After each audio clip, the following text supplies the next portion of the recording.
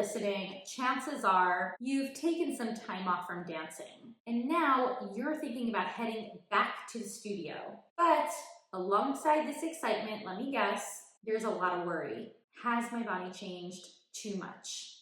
I'm Rachel Fine, registered dietitian nutritionist and founder of To The Point Nutrition. A dancer's performance is a direct result of hard work and motivation. So where does food fit into this?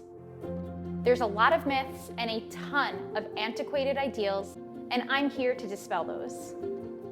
Hi dancers, welcome back to Nutrition for Dancers with me, Rachel Fine, registered dietitian nutritionist. If you're listening, chances are you've taken some time off from dancing. Maybe it was due to injury, travel, maybe you were burnt out, or simply because life got in the way. And now you're thinking about heading back to the studio. But alongside this excitement, let me guess, there's a lot of worry. You might be wondering, did I lose all of my progress? Will I ever get back to where I was? And the most common one, has my body changed too much? Today I want to uncover what it really means to get back into dancing shape. And just a spoiler, it has nothing to do with calorie counting or bouncing back into 32 fouettes on day one. I want to help you reframe your return to the studio so that you feel more supported and less judged by yourself, with a few sustainable strategies that will help to nourish both your body and your mind. But before we dive in, don't forget to hit subscribe so you're first to know when I share new content. And find me on Instagram. I'm at To The Point Nutrition, and I'm uncovering topics just like this to help dancers just like you feel more fueled and energized for your dancing now and in the future. But let's get into it. What does being in dancing shape actually mean? Because getting in shape, it's such a loaded phrase. And unfortunately, it often becomes code for shrinking our bodies, tracking numbers, and just hyper fixating on what you think you should look like. But dancing shape is so much more than being about appearance. In fact, it's about your cardiovascular endurance, your muscle strength and joint stability. It's about your technique, your coordination, even your timing. And also, most importantly, it's about your mindset and your confidence. If you've been out of the studio for a while, it's very normal to feel like your stamina and even your flexibility have dipped. But it also doesn't mean that you're starting over. It just means that you're rebuilding. This is a return. It's not a reset.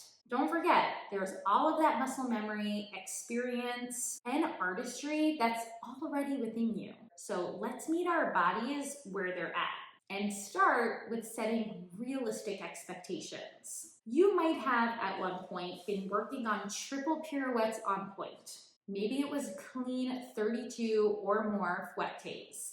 Maybe you were moving through 5-hour rehearsal days, and that was after a morning of classes. But jumping straight back to that, it's a recipe for both burnout and injury. Instead, I really want you to dial it down and without the judgment.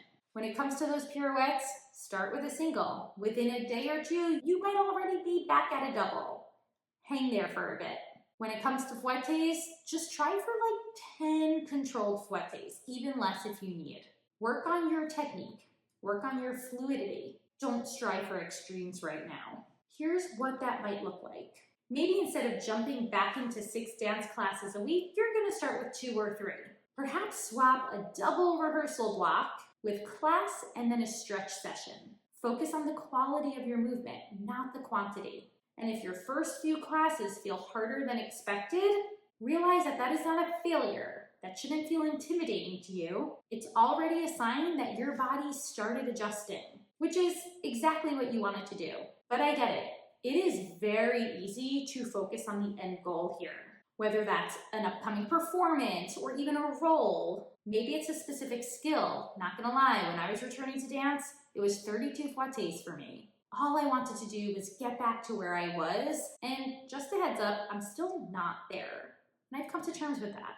Now, this doesn't mean we can't have these types of goals. It is still a goal of mine to get back to 32 fouettes, dare I say on point, but I'm not anywhere near that, and that's okay. But we just don't want to focus only on one goal, because that can make this entire journey feel really discouraging. So instead, we really want to celebrate small wins. A few examples, just getting through bar. How about just feeling more grounded and in control during your pirouettes? This was another one for me, reconnecting to your musicality and just staying on top of the music.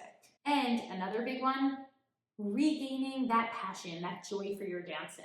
Remember, progress is not linear. Some days are going to feel great, others not so much. But each step counts, and don't forget, a pause, having to take a break, is always okay.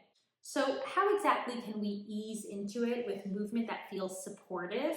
Because a sudden return to full-out dancing puts a lot of strain on our muscles and our joints, especially if our bodies are still a bit in rest mode. So you do want to take some time to prep your body. After connecting with a few really great fitness experts who are also experts in dance, they've shared a couple strategies for us to consider. You can try a 3-phase re-entry plan. So for phase 1, your focus is mobility and circulation. Think dynamic stretching, foam rolling, basic floor work, yoga, maybe some gentle cardio like walking. Phase 2, this being more about foundational strength and stability. So think Pilates, more core activation, even some balance drills like single leg releves and exercises that you would truly benefit from working with a fitness expert on, an athletic trainer, or even a physical therapist. And then phase 3, this is where we go back to our full technique practice, returning to full class, and then ultimately returning to small jumps and big jumps, turns, and larger sequences. Now, just as a bonus, adding in some cross-training here, like non-dance related movements, so for example, swimming, strength training, or bar classes, will likely help to reduce the repetitive strain that we often experience with dance and also help you to reconnect with alignment. Now, we can't talk about getting back into dancing shape with, of course, not talking about your nutrition and your fueling plan. So if your movement routine has changed, then your eating habits probably did too. That's okay, but here's what we want to avoid: skipping meals in an effort to make up for time off, relying on restrictive habits to control or manipulate our body's weight, shape, or size, and associating foods with guilt or the need to reset or start over. Mindset shift here, we really want to focus on how to fuel your return back to the studio. Your body now needs more, not less. It needs energy, calories in order to rebuild muscle, replenish energy, and restore hormonal balance. So here's what to think about to get started.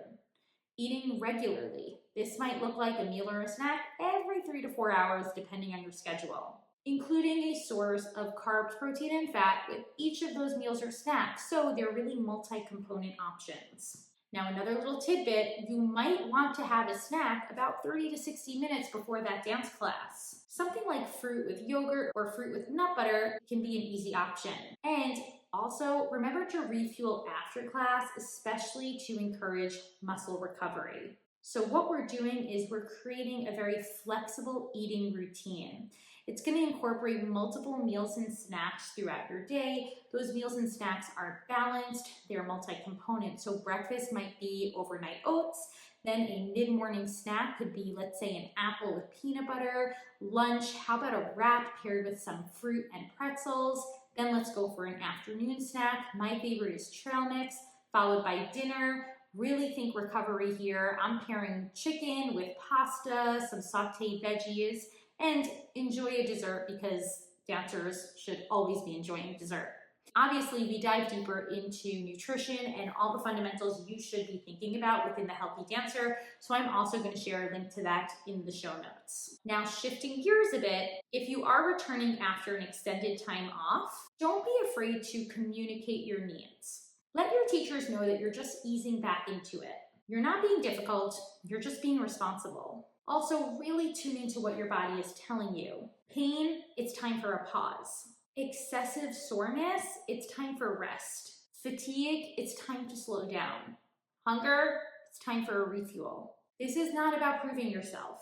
It's about honoring the phase that you're in your return to the studio. And of course, in doing this, we should be mindful about toxic comparisons. The dancer next to you who might have never stopped training, their path is different. Your path is still valid, and what you're doing is definitely enough. So, stay confident, you're still a dancer. Getting back into dancing shape, it doesn't mean going full throttle or even chasing an aesthetic ideal. It means tuning into your body, moving with intention, fueling with care, and letting your artistry and your joy for dance come back just as much as your technique. You can rebuild strength. You can rediscover all of the capabilities that you once had, but you deserve to do this in a way that feels supportive, patient, and not rushed.